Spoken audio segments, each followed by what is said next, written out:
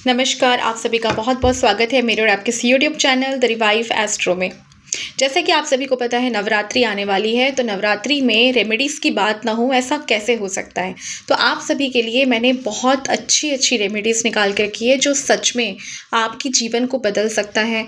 ऐसे खास मौके में जहाँ पर आपको और कोई भी रास्ता समझ में ना आ रहा हो, तो इस नवरात्रि में इन उपायों को ज़रूर करके देखें और मुझे ज़रूर कमेंट बॉक्स में बताएं कि आपके जीवन में कैसा बदलाव आया है। तो चलिए स्टार्ट करते हैं आज का ये वीडियो। अगर आपने अभी तक ये चैनल सब्सक्राइब नहीं किया है, please subscribe my channel, also press the bell icon जिससे कि आपको हमेशा नोटिफिकेशंस मिलती रहे। तो चलिए स्टार्ट। उन लोगों के लिए जिनको किसी भी तरीके की ब्लैक मैजिक या जादू टोना या फिर हम इस चीज़ को इस तौर पे भी ले सकते हैं जिनको बार बार नज़र लग जाती है, ऐसे लोगों को इन 9 दिनों तक अखंड ज्योत जलानी चाहिए। अगर अखंड ज्योत जला सकते हैं बहुत अच्छी चीज़ है, नहीं जला सकते हैं तो सुबह और शाम 2 टाइम आपको देसी गाय के घी का दिया आपको जलाना है। घी के दिए में आपको 4 लौंग, जो फूल वाले लौंग होते हैं वो डालने हैं और दोनों ही टाइम इसे जला के जो लौंग है इन्हें आप किसी पौधे के नीचे डाल दीजिए। इसको अगर लगातार 9 दिन तक आप सुबह शाम अपने घर के अंदर जलाते हैं या फिर अखंड ज्योत जलवाते हैं, तो ऐसा करने से आपके ऊपर किसी भी तरीके की ब्लैक मैजिक हो, कोई ब्लैक एनर्जीज हो, नज़र हो या कोई भी तरीके की और बाकी चीज़ें हो, ये एनर्जीज को क्लेंस करेगा और हर तरीके की एनर्जी को आपके जीवन से दूर हटा दे। दूसरी रेमेडी उन लोगों के लिए जो लोग किसी स्पेसिफिक काम को करना चाहते हैं। अब ये काम किसी से भी रिलेटेड हो सकता है आप किसी से शादी करना चाहते हैं किसी स्पेसिफिक पर्सन से, लेकिन हो नहीं पा रही है। आप कोई स्पेसिफिक जॉब चाहते हैं जिसमें बार बार रुकावट आ रही है, या फिर एनीथिंग एल्स, कोई भी मनोकामना ऐसी जो आपके सामने है लेकिन बाधा बार बार आ रही है, तो ऐसी चीज़ को करने के लिए आप सबसे पहले 9 दिनों तक एक लाल चुनरी में 5 तरह के मेवे, जो सूखे मेवे होते हैं, 5 तरीके के मेवे डाल के आपको माता को चढ़ाना है और चढ़ाने के बाद आखिरी दिन इन सभी मेवों को आपको बांट देना है प्रसाद के तौर पे और ये जो चुनरी है इसे अपने लॉकर में रख देनी है। ऐसा करने से आपको जो मनोकामना जिसके लिए आप बार बार ट्राई कर रहे हैं वो चीज़ें कंप्लीट हो जाती है, फुलफिल हो जाती है। अगली रेमेडी उन लोगों के लिए जिनके जीवन में पैसों के रिलेटेड प्रॉब्लम्स चल रही है। ऐसे लोग मेरे पास बहुत आते हैं जिनके लोन्स के इशू है, लोन्स उतार नहीं पाते हैं या फिर आपके पेमेंट्स रुक जाते हैं। मार्केट में बड़े बड़े बिजनेसमैन हैं ऐसे बहुत जिनके पेमेंट्स बार बार रुकते हैं। ऐसे लोगों को इस टाइम पे जो 9 दिन है, 9 के 9 दिन आपको 7 इलायची और मिश्री इसका भोग चढ़ाना है। भोग चढ़ाने के बाद ये जो इलायची है इसे आपके घर के जो मेंबर्स है, सदस्य हैं, इन्हीं को ये इलायची कंज्यूम करनी है।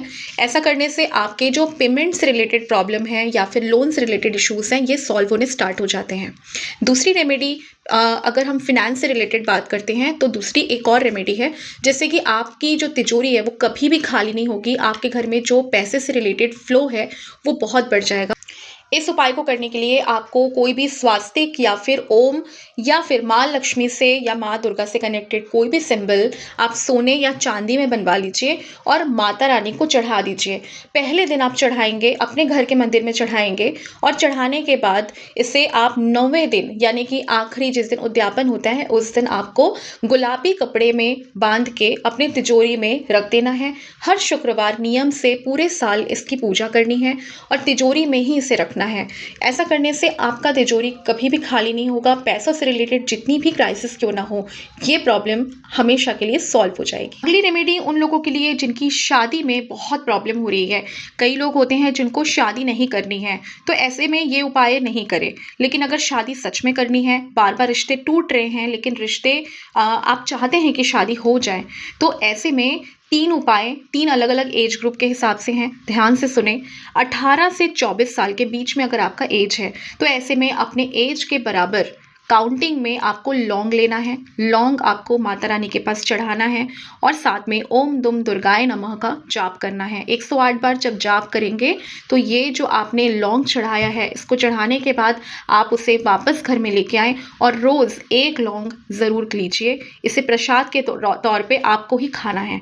तो इस तरीके से जब आप रोज़ ओम दुम दुर्गाय नमः का 108 बार जाप करेंगे, जब तक ये लौंग आपके प्रसाद के तौर पे ख़त्म नहीं हो जाता, तब तक आपको ये उपाय कंप्लीट करनी है। दूसरा, एज ग्रुप है 25 से 30 साल के एज का। ऐसे लोगों को, जो लोग 25 से 30 साल के बीच के एज के हैं, ऐसे लोगों को 3 लाल फूल लेके आपको चढ़ाना है, लाल कपड़े पहनने हैं और माता रानी को श्रृंगार का सारा सामान चढ़ा के माँ कात्यायनी का जो जाप है वो आपको पढ़ना है।